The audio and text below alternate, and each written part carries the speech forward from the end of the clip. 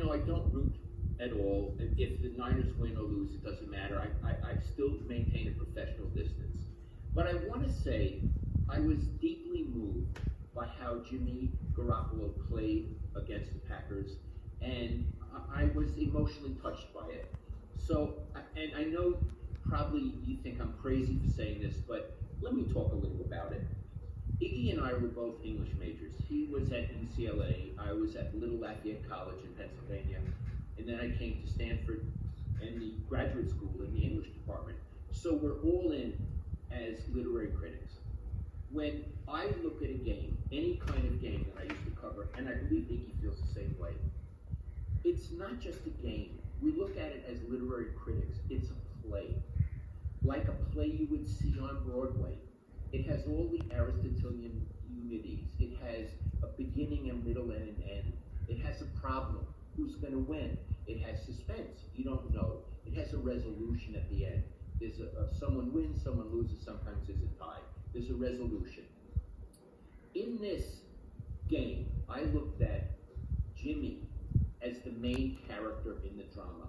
I understand there are a million other ways to look at it. You could look at any other player. For me, I sort of identified with him and looked at him as the protagonist. A protagonist trying to be a hero. So I want to talk about, was he a hero in this game? Hero is a wonderful concept. Okay. In my way of understanding a hero, I'm going to use he because we're talking about male football players. A woman could be a hero too. In this game, he wanted to be a hero, but what stood between him and heroism was himself, because he's not good enough.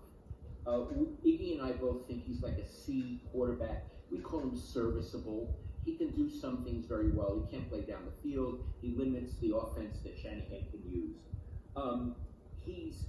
But also he had to overcome his own limitations, his own failures, his own mistakes. But he had to I'm looking at my notes, overcome other things. His coach's bad calls, the team's bad play, sometimes the good play of the Packers, and the fact that life is very tough in real life and on a football field. And then here's the thing. He had scored nothing. He and the offense had scored nothing in the first half. They fell down 17-0, but they began to come back and they scored a touchdown before the second half ended. What I saw was a guy on a journey. His journey is, I want to win. I want to win for the team, and I want to win for me, and I want to overcome all the obstacles, mostly me. I want to overcome who I am. I see that as a very heroic kind of thing to do.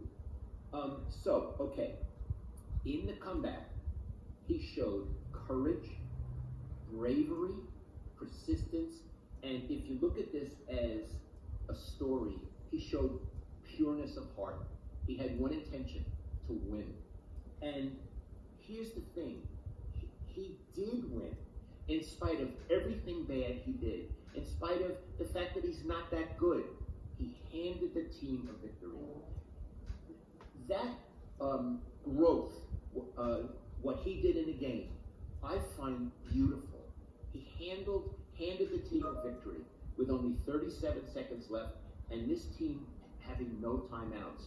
At that moment, he became the hero he had wanted to be. And then the team gave it away. In terms of the story, it's what makes it so poignant, because in a sense, they betrayed him. Now, of course, they lost. I'm looking at it from his point of view. They betrayed him. And at that moment, it became serious. He went from being a hero to a tragic hero. And I love that game for that reason. That's it, Iggy. I love that. That was wonderful. Thank you.